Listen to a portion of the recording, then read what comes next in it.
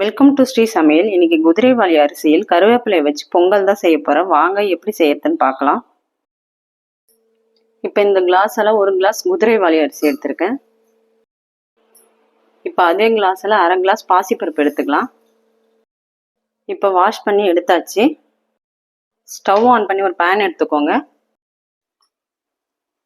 ஒரு 2 ஸ்பூன் அளவுக்கு ஆயில் எடுத்துக்கோங்க. 1 ஸ்பூன் மிளகு, அரை ஸ்பூன் சீரகம், கொஞ்சமாக கருவேப்பிலை எடுத்துக்கலாம். இப்போ இது ஒரு 5 நிமிஷம் நல்லா வதங்கட்டும். இப்போ ஸ்டவ் ஆஃப் பண்ணிடலாம். நல்லா வதங்கிருக்கு. இப்போ ஆறி இருக்கு. கொஞ்சமாக தண்ணி சேர்த்து அரைச்சிக்கலாம். இப்போ அரைச்சி எடுத்தாச்சு. இப்போ நம்ம வாஷ் பண்ணி வச்சிருக்க குதிரைவாலி அரிசியும் பாசிப்பருப்புலையும் இதை நம்ம சேர்த்துக்கலாம்.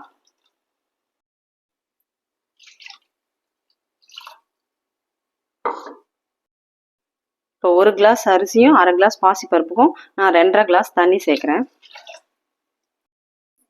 ஒரு 1/4 ஸ்பூன் அளவுக்கு மஞ்சள் தூள், ஒரு அரை ஸ்பூன் அளவுக்கு சால்ட் சேர்த்துக்கோங்க. இப்போ இதை நல்லா மிக்ஸ் பண்ணிட்டு ஒரு 3 விசில் வேக வச்சு எடுத்துப்போம்.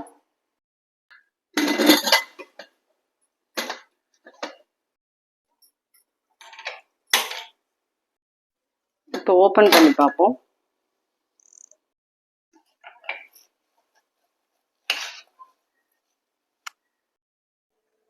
ஒரு ஸ்பூன் அளவுக்கு நெய் சேர்த்துக்கோங்க.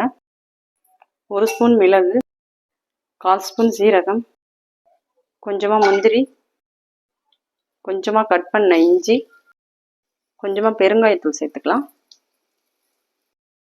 கருவேப்பிலை. இப்போ தாளிப்பை நம்ம பொங்கலில் சேர்த்துடலாம். இப்போ சூப்பரான கருவேப்பிலையில் ஒரு மில்லட் பொங்கல் செஞ்சுருக்கேன் பாருங்க. இப்போ ஸ்டவ்வை ஆஃப் பண்ணிடலாம். இது மாதிரி நீங்களும் உங்கள் வீட்டில் செஞ்சு பார்த்துட்டு எப்படி இருக்குன்னு கமெண்ட் பண்ணுங்கள். இந்த வீடியோ பிடிச்சிருந்தா லைக் பண்ணுங்கள், ஷேர் பண்ணுங்கள், சப்ஸ்கிரைப் பண்ணுங்கள்.